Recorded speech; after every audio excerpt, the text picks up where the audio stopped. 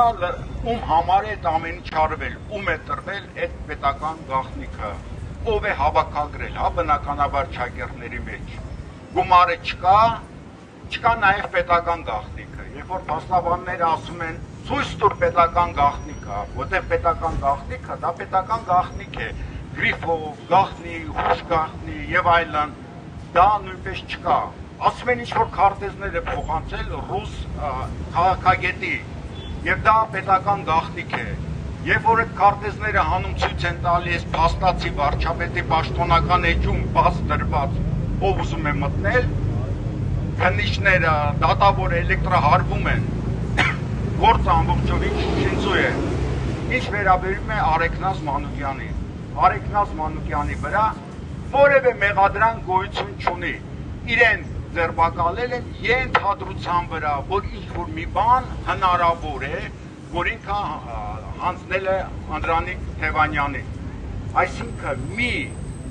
կասկածի վրա մարդուն ձերբակալել են, իմաստը հետևյալի մեջ էր, որպեսզի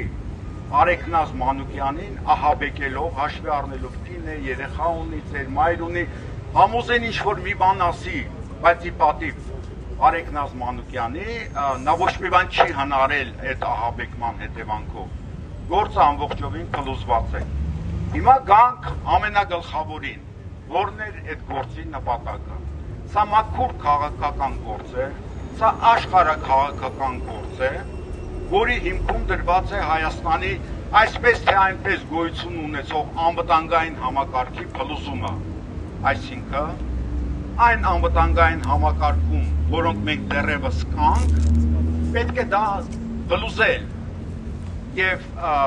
Ռուսաստանին հայտարարվում է թշնամի երկիր եւ մենք մտնում ենք որպես վասալ թուրք-ադրբեջանական երկիակի տակ, այսինքն Հայաստանը նվազեցնում է սուվերենության աստիճանը եւ չզարմանաք, եթե այսպես գնալուց հետո ինչ որ ժամանակ հետո Հայաստանի մի մասը դառնա ինքնավար հանրապետություն կամ ինքնավար մարզ Ադրբեջանի կազմում։ Սա բավականին ռեալ է, այս ամեն ինչ որ կատարվում է եւ այս քաղաքական ձերբակալությունների միջոցով փորձ է արվում հանրության ուշադրությունը շեղել։ Ցավոք սրտի մեր հանրության մի զանգված կա,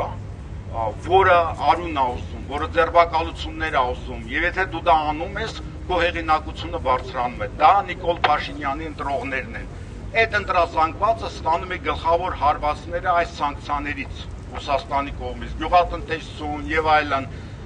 Եվ այդ մարդկանց պետք է կերակրել այդ նոր ձերբակալություններով, նոր շոուներով եւ ուշադրությունը շեղել այն սարսափելի